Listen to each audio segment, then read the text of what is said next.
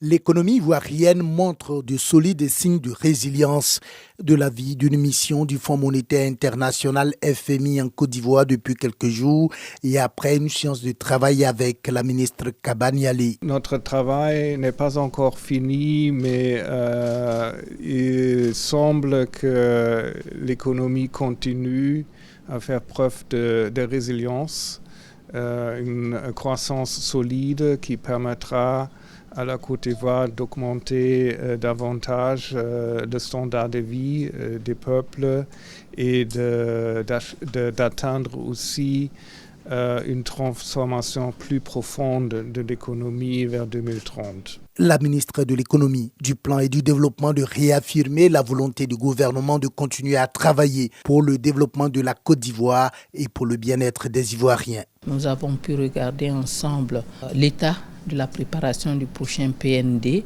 les hypothèses de la préparation du prochain PND et également regarder comment dans le cadre de la réflexion, le FMI pouvait nous accompagner dans le cadre de l'article 4. D'ailleurs, vous savez que nous sommes une économie assez informelle et il est important dans le cadre de la modernisation de notre économie, il est important de voir comment est-ce qu'on peut accompagner notre secteur informel à pouvoir d'abord se formaliser pour elle-même grandir et encore contribuer davantage à la dynamique économique et au bien-être des Ivoiriens.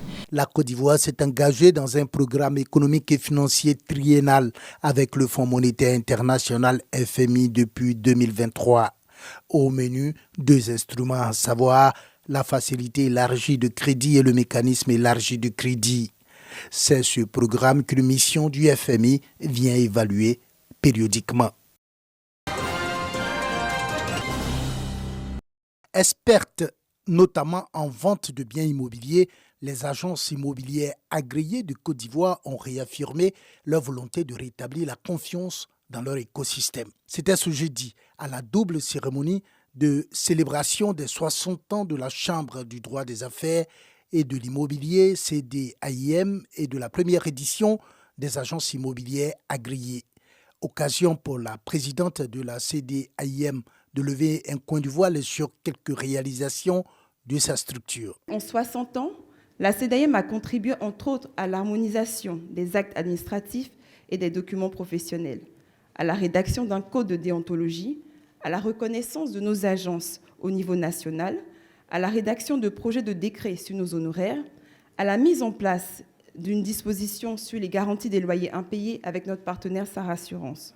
Le ministre de la Construction, du Logement et de l'Urbanisme a encouragé les agences immobilières à être des professionnels et surtout à s'organiser comme les autres corps de métier, notamment les ingénieurs et les urbanistes. Ce que nous souhaitons, c'est vraiment un marché qui fasse preuve de plus de transparence, qui fasse preuve de plus d'éthique et de déontologie, qui soit plus dynamique, bien entendu, donc qui aille au-delà de ce qui est fait aujourd'hui, et un marché sur lequel toutes les parties sont plus en sécurité, aussi bien les bailleurs que les locataires.